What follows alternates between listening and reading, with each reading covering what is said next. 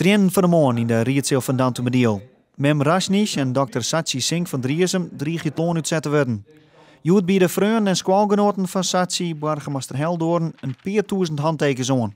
Als het mijn wat optelt, dan zijn er meer dan 3000, ja, zeg maar 3000 handtekeningen om te proberen de staatssecretaris direct mee te uitzoeken van Satsi en haar mem met die blijven. En zo'n 150 squalgenoten van Satsi denken er extra over.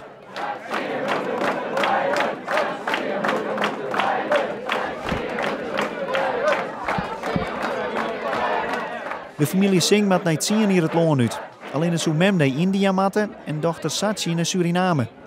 Voor een grootvolle rietzeel neemt de burgemeester de handtekens in ontvangst. Zo, we hebben nu heel grote handtekeningen, heel grote steunbetuigingen. De gemeente Rie had ik een motie aangenomen. En nu gaan we voor de derde keer, we zijn al 2 keer met een officiële brief naar de staatssecretaris West. Gaan we naar de staatssecretaris. In die brief staan nog weer nieuwe argumenten. Maar vooral, nou kunnen we zien laten, landelijke politiek.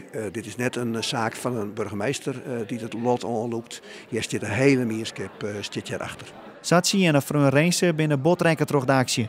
Ja, ik vind het heel mooi om te zien dat er heel veel mensen zijn die me steunen. Ja. Toch bleef er voor eerst nog een soort onwis over het lot van het gezin. Ja, het is zwaar natuurlijk, het hele proces. Maar met z'n tweeën en met alle steun die we krijgen van Orenmeester komen we er echt wat winnen.